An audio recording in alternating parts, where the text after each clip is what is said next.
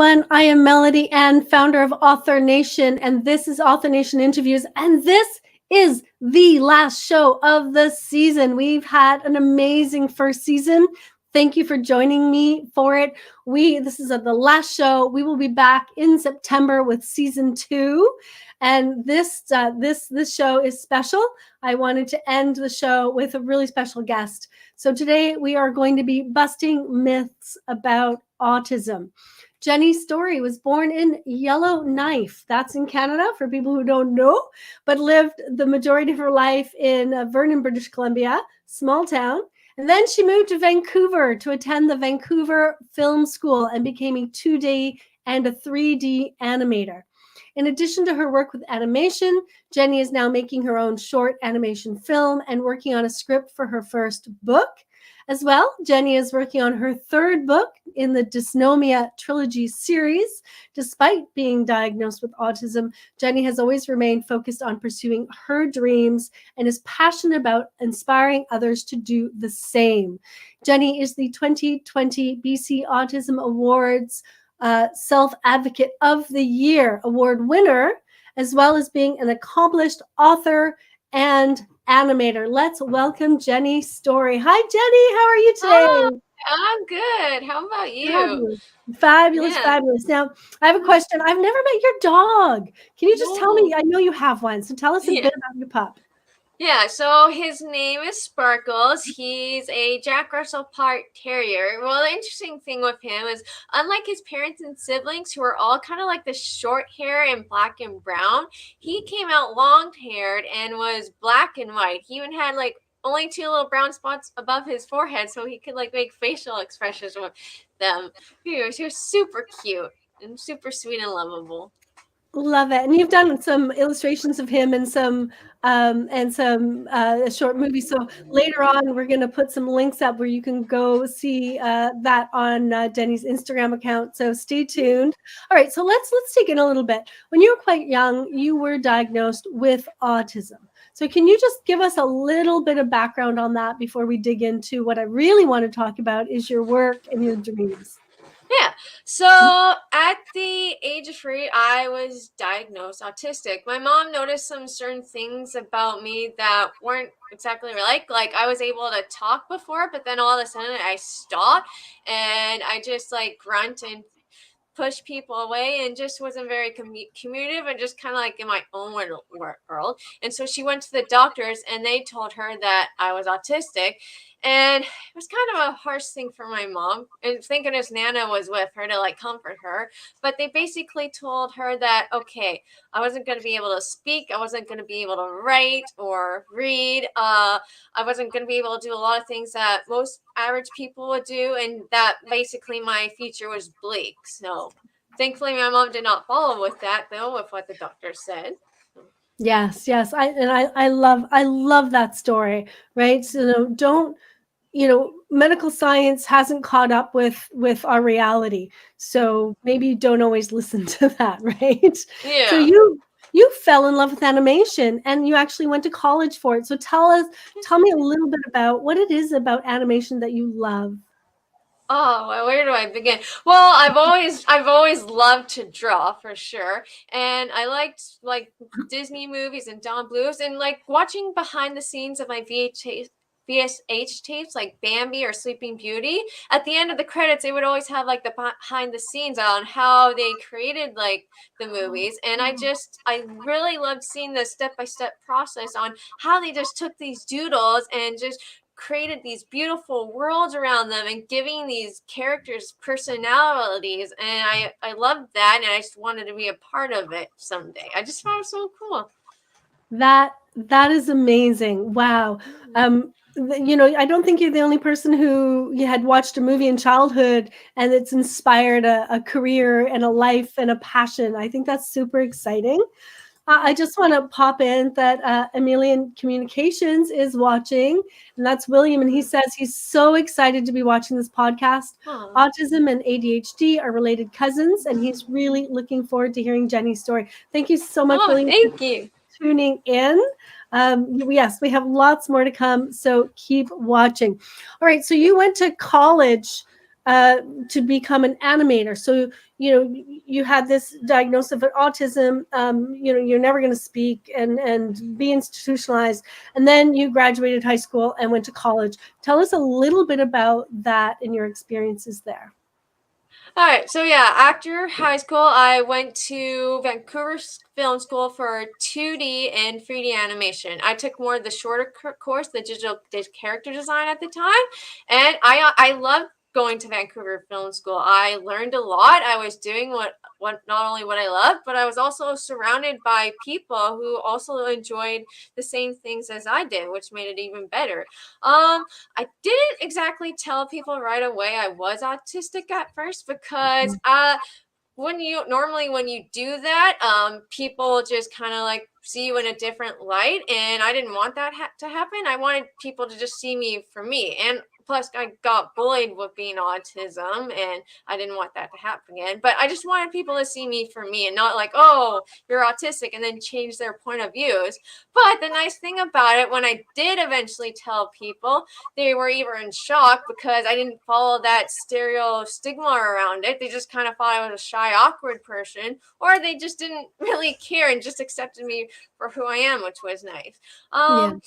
Yeah, and I did. There was, because I was new of, like, this was like the first time for me ever. I struggled with certain things, but I got help from teachers and friends, and step by step they helped me along the way to, like, get better and like learn things, and yeah, just get better at it. So yeah. That's amazing. So I just want to back up a little bit. You said something about being bullied. So if I understand, in elementary, high school, people, like, you were labeled autistic. People knew you were autistic and kind of decided things about you, and that led to bullying. Whereas in college, because of that experience, you said, you know what, I'm not going to just come out and say I'm autistic. I'm going to let people get to know me, and then I'll decide. And that shifted how people saw you and treated you. Am I correct? I just want to clarify to make sure I'm accurate. Yeah, it did. Well, I think some of them either also knew or had family members in that were autistic or a part of it. So some of them could understand, or they just knew, or they're like, oh, they never heard about this and were curious to know about it and wanted to like know more. And so I could like help explain it to them and advocate like things of what I could and couldn't do. So Yeah. I think actually somebody else on there was also ADHD. So that was also nice. Yeah. Oh, that's amazing. And Yeah. so, um, although you didn't tell the general population of the college, there were certain things that people could do for you, or ways they could help you to make the journey of college easier and more successful for you. Is that accurate? Yes, that is correct. Yeah. Could you tell us a little bit about a couple of things that you found that people did that you found helpful? I guess whenever I asked a question, they came with me and took the time. They would explain things to me visually because I learned better with like more visuals and stuff. And it's just so whenever I didn't understand something, they would, just take their time and explain to me. And if they had to do it differently, they would, and until I got it. So yeah, kind of things like that. Just being patient and understanding and just open minded, like, okay, she's not understanding this, like, let's try a different method and see if maybe she'll get better that way. Because we Yeah. learn all differently. And that's absolutely true. And that's, I believe, outside of autism. Whatever you Yeah. do, don't ask me to put anything together because I can't do it. It's Oh. just not a strong point, right? And so, absolutely, I need help in certain areas. So that's thank you for that. That's Yeah. amazing. So, why did you decide to speak up and advocate for people with autism? I guess it kind of happened after, after Vancouver Film School, and when I published my first book, Dysnomia. One of my mom's and I's friends told us about this hybrid publishers called Influence Publishing at the time, and they were having a workshop, and so my mom and I decided to go like check it out and see what they were like. And my mom always wanted to write a book about me and my life journey with autism. And so we talked to the people there and they liked our stories. And together, my mom and I worked with them. We published our books, and we became the mother and daughter duo team of not of like autism and talking about it. And yeah, and also like with my books too, but autism mostly. So yeah. Yeah. It sounds like becoming an activist was kind of an organic process. You didn't wake up one day and say, "Oh, I'm going to be an activist." You were living your life, and because your mom also published a book that that kind of morphed into advocacy work as well. Is that right? Yes, that is definitely 100% correct. Yeah, it wasn't, yeah, I didn't wake up and like, oh, I'm just gonna go advocate and like spread the goodness. It just, yeah, happened organically as things progressed because we were learning things that, like, autism went on the rise. And even to this day, people still don't know how autism becomes. Like, how does it start? Where does it come from? There's like so many different theories of how it gets started, but no like conclude answer to it. And yeah, it's just like, yeah, and we just wanted to be there to help and share our stories and hope in a certain way that my story can inspire and help other autistic individuals. I really hope it does. And the one thing I really hope is that the one area that I think advocacy and inspiration would be really important is moms who've just learned they have a child with autism, who've been given all this information that may or may not be accurate, and for them to really think it through and do some of their own research around that. I think that's one of the best ways to working on that future generation. We do Yeah, have a question. Sorry, Jenny, go ahead. Oh, I was just, yeah, I agree because I remember with my mom and I, when we were starting out book events, there were mothers there, and they were just, when they heard about us and saw our books and, read a bit of our story, they were just like crying and crying because doctors told basically the same things that they told my mom, and they were just like so upset and they didn't know what to do. And so my mom would like, would hug them and comfort them and like, hopefully buy the book, and it would help them like give them ideas on where they needed to go with their autistic child and how they could help them. And we've had comments back saying, oh, thank you, this has been so helpful for where we've needed to go. I mean, not that our books are perfect, we're not saying we're like doctors or this is how you need to do it. It's just something to help you for people, because it's hard. When people are diagnosed autistic, there's not a lot of help out there. It's just you're on your own basically. And so when we can be Yeah. there for each other, it's great. Yeah, that's amazing. I'm so grateful to the both of you. We do have a question. So, Jenny, when you were in university, did you receive extra time in tests and exams? No. There was well, the thing with like how we had to do it in Vancouver Film School, there was so many years that we learned each different categories. Like we started off with storyboard for like maybe a week or two, and then it went on to layouts and then course of rough animation and in betweening. And then after that, we for the very end, we get to do our own animation shorts.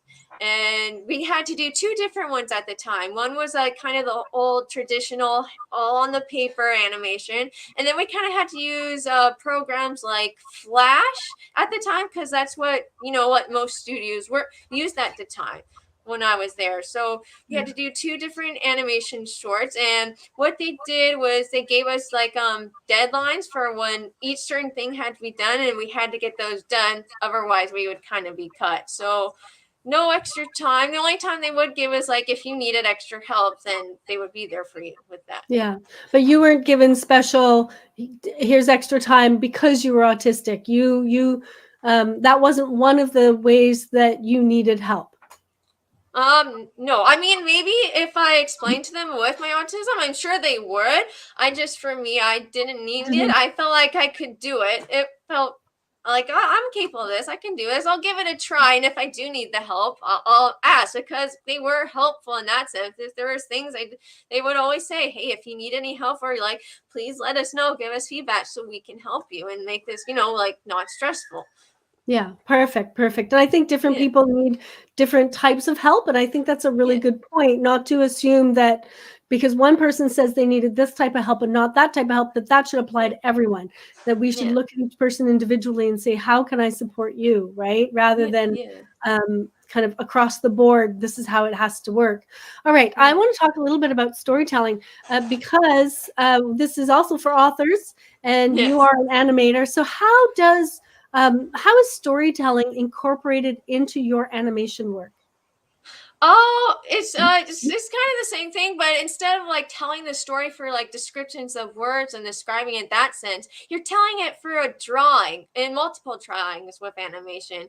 If you do it right, you can tell a story in one certain drawing, and it'll just tell you the story right there. Yeah. So you're expressing emotion and Yeah, action and and mood. mood and telling us who the character is by how they're Yeah. drawn. Yeah, and Right. like certain expressions, like when someone smiles, obviously you can tell they're happy, but then when it's a frowny face, they're sad. So Yeah. through drawing like that, you can, you know, create expressions and tell stories that way. Yeah, exactly. So in your animation, that's how storytelling works. But then you're also an author, so you also do the storytelling with words. And so how do you do that and how do those two play off of each other for you? Oh, let's see. How do I explain this? Well, because it is, yeah. I guess they kind of work off because they're creative ways. They're both Yeah. creatives in telling a story. They're both arts. They're just different kinds of arts. And I Yeah. like to like, as much as I like to draw things, sometimes I like to write and express myself through words. It's just, Yeah. yeah, it's art and in different ways of expressing yourself through them, Yeah. and that's how they kind of combine together. Sometimes you can do both, like if like this graphic novel I'm working on, Belina, that is a combination of both, like having to use the right words for like how a character acts, but then also with drawing and creating the mood for how that also tells a story. So in that way, that kind of combines together. I hope that Yeah. made No, sense. I kind of went on a ramble. no, no, that was great. No, that was great because, a lot of times authors ask me, like, how do I know I'm telling a story and how do I, and so you've talked about mood and character. You've talked a lot about things that's really useful. So let's talk about your writing for a bit. Have you always loved writing? Were you that kid in high school who wanted to take that creative writing course? And, was that you? Yeah, I definitely loved writing for words. Just like with drawing, I definitely love to write a lot, and I like created my own worlds and characters and stories. I it Being an author was kind of the plan. I wasn't sure if I was gonna go with it or not because I loved animation, and that was kind of the primary goal. However, just with the story that I had, the Dysnomia, the idea just never went away, and I just decided to write a book about it. And my mom was like, hey, let's just go look at publishers and like see if anybody would be interested or not, and just give it a try, because what's the harm? Absolutely. And I love what you just said. I didn't really think I'd necessarily be an author, but I had this book idea just know me and it wouldn't go away. I love that because I think there are a lot of people out there who like, I have a book in my head and it just won't go away. One day I have to write this book. I think Yeah. that's a very common and very relatable experience for people. So thank you for that. Yeah. So when did you decide? When did that light bulb moment happen? It's like, okay, I've got this book idea. It's not going away. I must start writing this book. Were you still in high school or had you finished your animation degree? Where were you for uh, that? Oh no, it was definitely in school, high school. In fact, I was studying for my social studies grade in grade 9, and just to like keep me awake, I decided to turn on my TV, and there was just these random scenes that came from the story. And but then when my mom called me for dinner, I looked back at the TV and it's off, and it was off the whole time. And so yeah, sorry, excuse me. So the idea just, yeah, it just kept coming back. It wouldn't go away. And I was going into creative writing for 10 to 12 at the time. It's like, okay, I'm just gonna write it because it won't go away. And I kind of like this idea, so why not? And yeah, I wrote it in high school during those times, and yeah, that's how Dysnomia came to be. So you actually started it in high school in class. You made it like part of your own high school curriculum. Yeah. I even had to read like some of my chapters up in front of my classmates, which was nerve-wracking for me at the time because I was extremely introverted and shy. I've gotten better over the years, I find, but I'm still kind of that shy, awkward, introvert person. But yeah, I read my chapters and people enjoyed it. They liked my stories. They wanted to know what happened, and even my creative writing teacher was like, "You should make this into publish this one day and make it into like a book." So yeah. That's amazing. So you actually had beta readers in the classroom, in a sense, right? I guess, yeah. Right? You had beta Yeah, I readers and guess you I were reading to technically did. them. I think that's priceless. Oh my gosh, that's absolutely priceless. Jenny's an amazing person. You want to learn more about Jenny, you can find the link to her website in the description. It is jennyjennystory.wixsite.com/dysnomia, and you'll find her books there as well. So go learn a little bit more about Jenny and her books. And we have a question for you. Who is your favorite all-time animator? Oh gosh, that's a hard one. There's so many. Okay, let me think. Okay, so as I mentioned before, there was Don Blue. Although someone who I really am enjoying right now. Can you hear me right now? I Okay, can hear you. there's Yeah. some. Okay, sorry. So, okay, but sorry. So, one person I am thinking of right now, he was a Disney animator. His name is Aaron Blaze. I've enjoyed him a lot. He does like a lot of animals drawings. He likes to do animal drawings, and he's got this thing called creatureartteacher.com. And because he also wants to help other animators inspire and just let's bring beauty back into the world. That's one of his slogans. And yeah, I like his attitude and his personality, and he's a good animator. I enjoy him. So I'll pick Aaron That's, Blaze. thank you. That's great. Um, So how did Dysnomia become a book series? Because you're working on book 3 right now. Yeah, I'm currently working on book 3 right now. I actually wasn't planning to make this into a trilogy, but another YA author named Bennett, I told him my story, a bit about my story, and he read the book himself, and he's like, "Oh wow, this is really good. You should really think about making this into a trilogy." And I had an idea for like at least a sequel if I did decide to go like make more books about it, but I had no idea for the third book. And while I was writing the second one, I was really worried the closer I got finishing to it because at that time I had no idea what I was going to do for a third one. It's like, oh my gosh, like, how am I going to figure this out? Can I really do this? Like, almost like having insecurities and doubt. But eventually, I did. Thank goodness, I did. I do have an idea for it. I have my beginning, middle, ending, and yeah, now I'm just writing it, and so it's just going. It's going very smoothly. A little slow right now because of things that I'm doing with animation right now, but still going smoothly. That's the main thing. Yeah. So, Yeah. When you say you have all your own insecurities and doubts, you sound like an author to me, right? thank you. Yeah. All right. So, Dysnomia, you built a world for Dysnomia. Yes. So tell us a little bit about, and you came up with this name, Dysnomia. Can you just tell us a little bit about your world building and the name, where it came from? Yeah. So Dysnomia is a planet that our main character and her friends live on. It's not actually Earth they live on. They live on this whole new planet. And Dysnomia is actually a real life planet. It's the moon planet for a dwarf planet called Aries, if you've ever heard that. So yeah, that's where I created the world around. It's kind of different from where they live in. Apparently, Dysnomia is a very cold, chilly, full of ice place, but I do have some part of that in the book where it's in there. So, and yeah, that's how I created that world. That's cool. So, Yeah. you found a real place, and then you took the idea of that and created a world around it. That's really Yeah. cool. So, do you? I like the name of it. So I thought Yeah, it was a I cool do name. too. So It's a great name. Do you have advice for authors who want to do their own world building? Like, where do you start in world building? Sure. I'll say the things that at least work for me. I hope they'll work for you too if you do decide is if you do have ideas, write them out as soon as you can. Or if there's things that you do want to write about or have a story about, write those out too.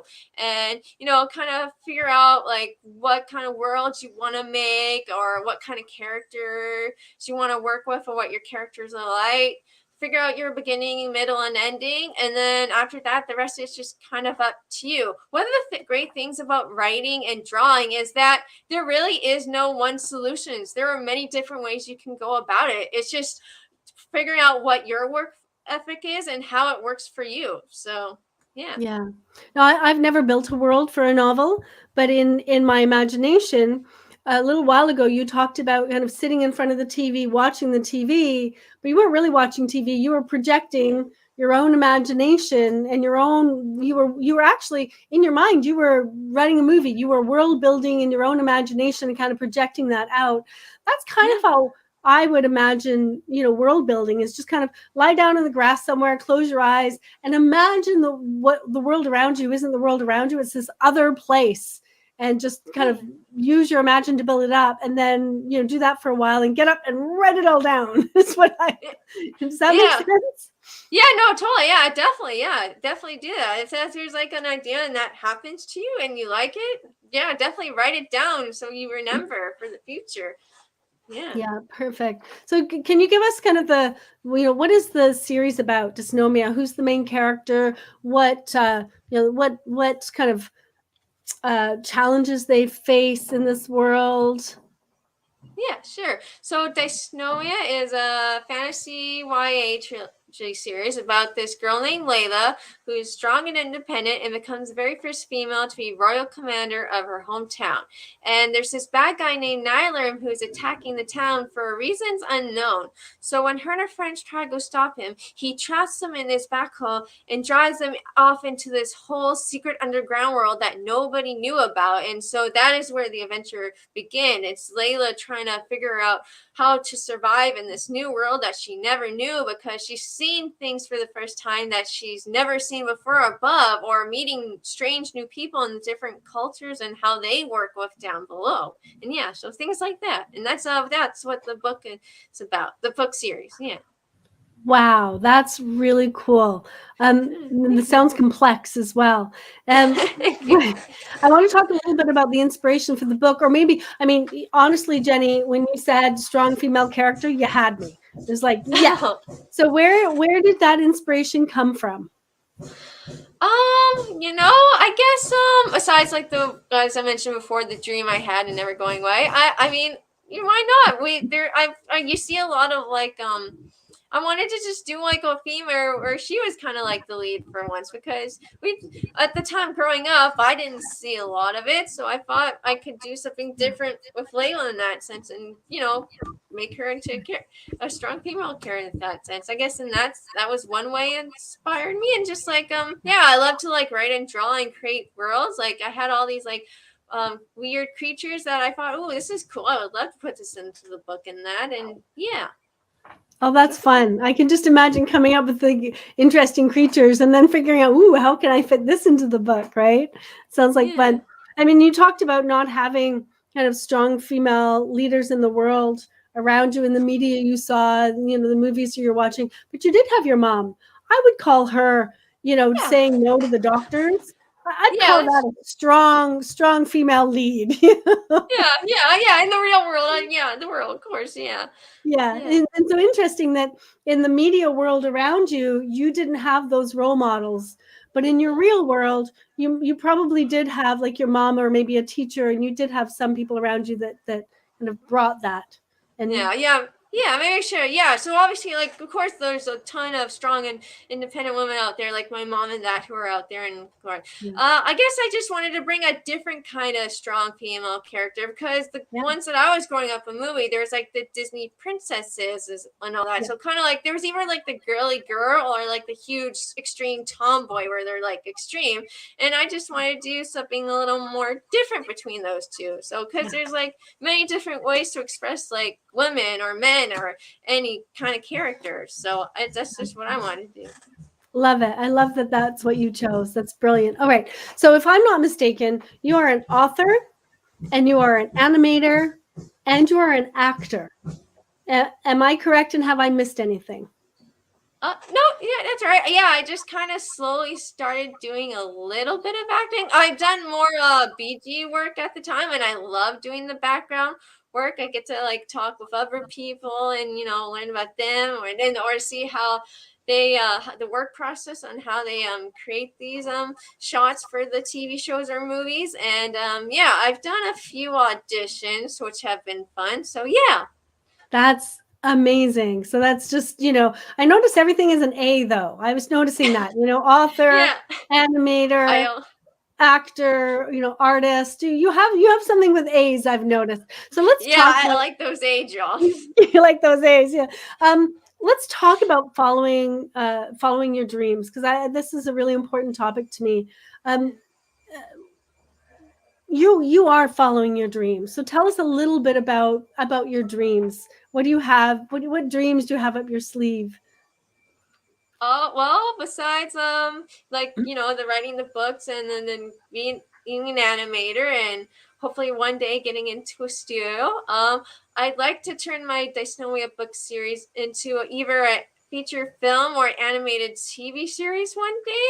And I'd hope to help with my by following my dreams and making them come true. Hopefully help others also follow their dreams and hey, I was in this position, but that doesn't mean wherever you are in your position in life doesn't mean you can't get where I am now. Anything's possible. Exactly. And so tell us, let's break these projects down. So turning dysnomia into a film or a TV series. Are you working on that dream at the moment? Or are you just trying to get past book 3?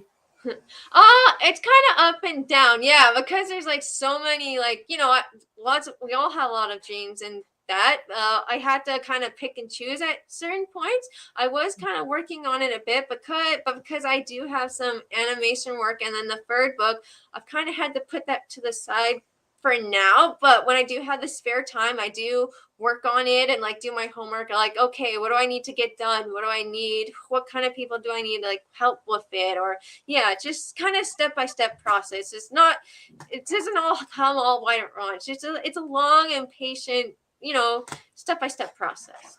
Absolutely. And you have so much on the go and so many big dreams that you can't do them all at once. And so you have to figure out, how to live in the now. What are you doing now? What are some of the obstacles that you have to live your dreams? And what do you do when you face an obstacle? Yeah. So a lot of it I would be saying, okay, so time for sure. Yeah, Because time. we only get so much time, and so it's hard to because you gotta live your life too, of hanging out with your friends or being there with your family or taking care of yourself. And so you gotta find the right kind of ways of you know, balancing that out, and that can be a struggle sometimes. There's times where maybe I'm not very creative or writer's blocked, and so I struggle with that. And yeah, so I try to figure that I when I'm getting basically when I'm getting stressed out or I'm not feeling so well or just having a bad day, I just try to you know relax and go do something fun and just refocus on why I love doing this and just remember why I wanted to do this and why this was my dream and passion in the first place. Because sometimes when we're stressed out or think bad things happen to you, we can kind of lose our way sometimes. Yeah. Yeah. That's and this follow-up question, I think, is really important to kind of add to what you're saying now. Um, there are a lot of people out there who've been told, me included, who've been told you shouldn't follow your dreams, you can't follow your dreams, you won't make it, give up now, why are you trying, whatever things they've been told. There are lots of people in the world like that. What is your advice for people who've been told, you know, um, don't follow them, or haven't been told, but they're not following their dreams? What's your advice to them? My advice I would say is don't let people tell you what you can or can't do, because you're the only one. You know who you are and you know what you're capable of. Okay, what was I gonna say? Yeah, just keep going for the good and the bad. Believe in yourself. If you just really believe in yourself and just find ways around staying persistent and having patience with it, you'll get to your dream eventually. It just takes time. And yeah, well, my mom's coming up. Oh, my mom wanted to say that I wrote a script already for the book series. Sorry, she keeps coming back in and forth. Hi, Mom. Somebody's coaching you on the side there. Yeah, it's okay. Hi, Mom. Yeah. Hi, Mom. That's brilliant. I just want to say, Lise is watching, and she says, Jenny, you inspire me, and I'm sure you inspire many others. I have to agree with that. Um, Oh, thank you. that's, I agree. Because I've been told, don't bother. More than once in my life, and you talk about believing in yourself, and I have to say that has to be, sometimes that has to be one of the most difficult things to do. how Mm-hmm. how do I believe in myself when nobody else Mm. seems to believe in me, right? I don't, Yeah. I'm not expecting you to have an answer for that. It's not a Yeah. question per se, but yeah, I can't even imagine how. Yeah, I know, I have to fight to believe in myself when For sure. others don't believe in me. I don't know if you have anything to add to that. Yeah, no, for sure. I definitely agree with you. I still, even today, it's something I struggle with even still today. It's just a hard thing, and there really is no answer to it. It's just finding the courage and strength within yourself and knowing who you are and just trying to not let over, because unfortunately, as much as we would love to live in a world where everybody likes each other and we can all get along, it's just sadly there's some people who are not gonna like you or not like the things, and it's just not caring about them but focusing on yourself and loving yourself and surrounding yourself with people who love you and accept you for you are, and knowing that that is what truly matters at the end, because Yeah, we only have one life at the end. That's the other thing I want to say. You only have one life, so yeah, why not do it by doing the things you love with it, or at the very least give it a try? Because would you rather be the person who's kind of, oh, what if I did this, what if I did that, or would you rather be the person, hey, maybe it didn't do so well but at least did try, or it did do something, it got this far? yeah, Because like I never expected to do books or even like make this into a trilogy. The fact that I managed to get the second one and working on the third one, and the fact that I'm getting animation work and doing some background work at the same time, like my yeah, I was told that basically my future was bleak and I wouldn't do anything like any other Lego person, but I have done so much and more, and so anything's yeah, possible. It's just, yeah, yeah, finding the courage in yourself and to keep going. Sorry, I yeah. went on a ramble again. No, that's okay. No, it takes a lot of courage and it takes a lot of belief, right? A lot of courage and a lot of belief. I'm just going to pause here just to let everyone know that Jenny's on Instagram at Jenny Stories 101. That is her animation page. I follow it. I love it. I love Yeah. following your animation. It's so much Oh, fun. thank Um, you. and then somebody's asked a question, and up to you whether you want to talk about this publicly, but asking about medication, autism and medication. Um, do you take medication? Is there medication that people with autism take? Yeah, there are some people who are on the autism spectrum who do take it. I am not one of those. I feel like I'm capable of not needing them, but if I did need them, I'm sure doctors would recommend me and I would take it. But for now, I don't use it. I'm okay with it for now. As far as medication goes, the only thing I take right now is melatonin, but I don't know if that counts just for sleeping. That's about it. So I don't know if that really counts. Yeah, fair enough. Fair enough. Absolutely, absolutely. All right. Um,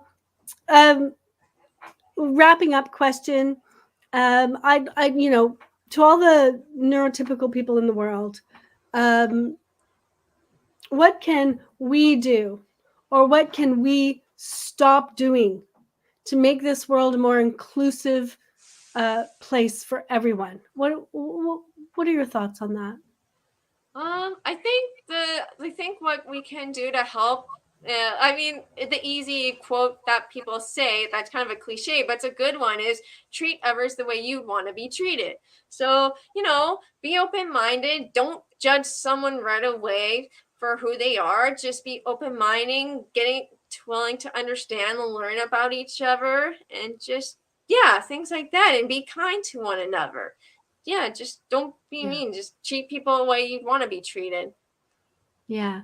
And I just want to follow up on that. Like, if somebody um, could use extra support, right? So treat the person in the way you want to be treated, in the respect of, I may not need that extra support, but if I needed it, I would want it. Yeah, Therefore, so if I need extra support, just give me that extra support yeah. so that we can all succeed. And I just want to throw that out there. Is there anything else you want to add to that? Do I? No. Well, I think you nailed it on the head with that. Just treat others the way you want. Like if there's like in a position where the roles were reversed, if you wanted that help, then you should give it back to that person too, because that's something you would want. The world's a good place when we're all there for one another, and supporting each other as best we can. Yep. Yeah, absolutely. So as we wrap up, Lise has just said you should be so proud of yourself, Jenny. Have to agree with you, Thank Lise. you. Jenny is like, I'm always stunned at how much Jenny gets done. I'm like, where do you find the time? Now I know that she needs a little help sleeping because she stays up all night working, I think. Yeah, I'm a night owl. I'm up all night. So Yeah, I suspect. Jenny, what are you working on right now? I know you have an animation project that you're working on for somebody. So are you willing, or can you tell us a little bit about your latest project? Yeah, so besides for book, I'm also the animation that I'm working on. It's some music videos for this choir called the Autism Youth Choir, and they're like autistic people who are in a choir. And the head of the choir, Nicole, asked me to do some. Well, she was looking for people who are on the spectrum to do some animation music videos, and a friend of ours, Vicky, from Girls Club, she sent us to it like, hey, would you be interested in this? And yeah, I sent my application because I actually knew Nicole too. So I sent my stuff to her and we talked it out, and like she hired me. And yeah, I'm now doing some animation work for her. And you've sent some storyboards to her? Yeah, I sent because I'm doing 3 different music videos for her, and I sent all 3 of them to her, and she liked where I was going there for them, so she approved them, and now I'm just working on the animation for them. That's amazing. That's wonderful. Thank you. You'll have to let us know when they're up and done and we can check them out. That would be a lot of fun. And maybe you can put links in your Instagram or something, because I'll love to follow along on that as well. Yes, I will do that. Where can people get in touch with you? So there's like the Snomia website. There's also like my Instagram, the Jenny Stories 101, or my other one, Jenny Stories 2019. There's my Twitter account, Jenny Story, and then there's also like the Snomia and Jenny Stories Facebook pages too. So those are kind of like one of those few ways that you can get to me. Yeah, so we can find you in so many places, and a few of those are actually in the description. So if you're looking to connect with Jenny, follow her on Instagram, check out her website, find her on LinkedIn and Facebook and everywhere as an author and an animator and an actor. She is a public figure, and you can find her out there in lots of places. Jenny, thank you so much for joining us today. Do you have any parting words for us? Believe in yourself, go for your dreams, and I hope you have a good day today. I don't know if it's sunny where you are, but it's sunny here, so. It's sunny. Yay! You're in Vancouver and it's sunny. Woo! I know, surprising, because it usually rains. Exactly. Jenny, again, thank you so much for coming. Really, really appreciate it. And to everyone out there watching, thank you for watching. Thank you for joining us. Thank you for being here for the season and for the season finale. I really, really appreciate it. I already have a waiting list of guests for next season, and it is growing rapidly. And if you know anyone who should be a guest, get in touch with me. I'm so excited about season 2 of the Author Nation interviews. We just kept getting bigger and bigger and better and better. Thank you so much for showing up, and I will see everyone in September. Have an awesome summer.